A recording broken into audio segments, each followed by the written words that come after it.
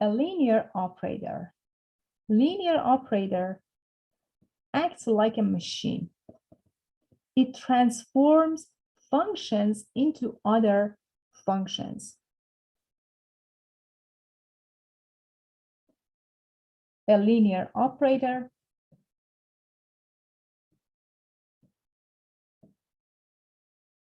is denoted by L.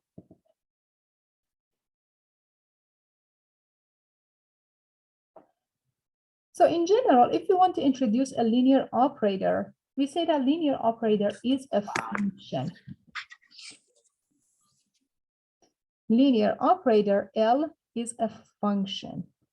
This is a specific type of function. This function actually can take other function like f plus g and can give us the transformation of f plus the transformation of g.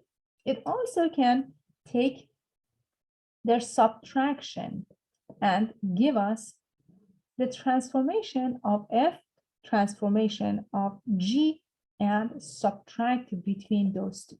It also has another property that can take any constant like c multiplied by f and give us c times transformation of f.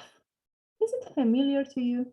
Have you seen a linear operator before? Let me give you a hint. For a linear operator, recall that if I take d dx of f plus g, it is d dx of f plus d dx of g. Well, what if we have subtraction? The derivative of f minus g is the derivative of f minus the derivative of g. So what if I have this case? What if I multiply my f by a constant like c? Can I write c outside the derivative? Of course. This is what we learned before. If I have f plus g prime, it is f prime plus g prime. If I have f minus g prime, it is f prime minus g prime. This is the simplified version that we learned in calculus, c times f prime. So we saw a linear operator before. This linear operator can take the addition, subtraction, scalar multiplication, and we can transform each one of them and then give us a new function. So when it comes to differentials, the operator, differential operator, is denoted by D. Note that the differential operator, what is that operator? L equals to D over dx is denoted by D. So whenever you see D, it means that you are dealing with the differential operator. So what are the properties of the differential operator? A differential operator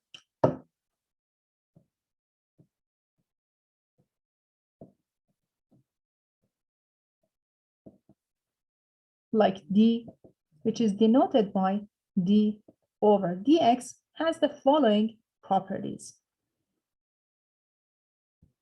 D dx of dy dx is the second derivative of y with respect to x. This is denoted by D.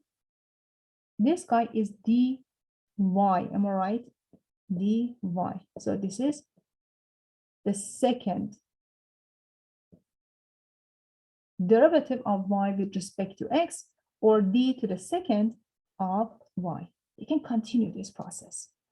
D dx of d dx of d dx of y is, we already know that this is the third derivative of y with respect to x, which is nothing but, this is my d, parentheses, another d, parentheses, dy. So this operator is d to the third of y. Can continue this process. Well, d dx of d dx, let's just continue this, dy dx n times is equal to d to the n of y. This is the nth derivative of y with respect to x. This is our first operator that we defined. Now, another operator is the nth order differential operator or polynomial operator. Definition of polynomial operator. So for a polynomial operator, we define it this way.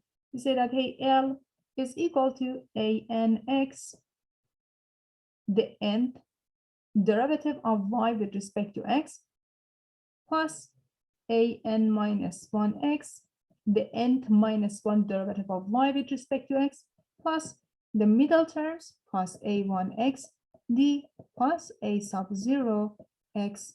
This is just equivalent to what we learned.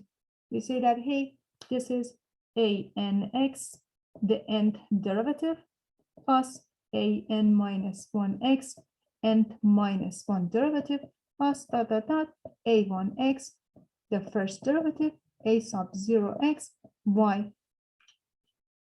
So note that the difference between your operator and the differential equation that you define is equal to 0 is that in the differential equation, you have a y multiplied by A sub 0 x. So for a linear operator, d equals to d over dx, we can just generalize the idea. Define a new operator, polynomial operator. Just be careful when you're defining this polynomial operator. I saw many students make this mistake. They say, hey, it's the same as the differential equation. It is similar, but the difference is this guy doesn't have any y next to A sub 0 of x.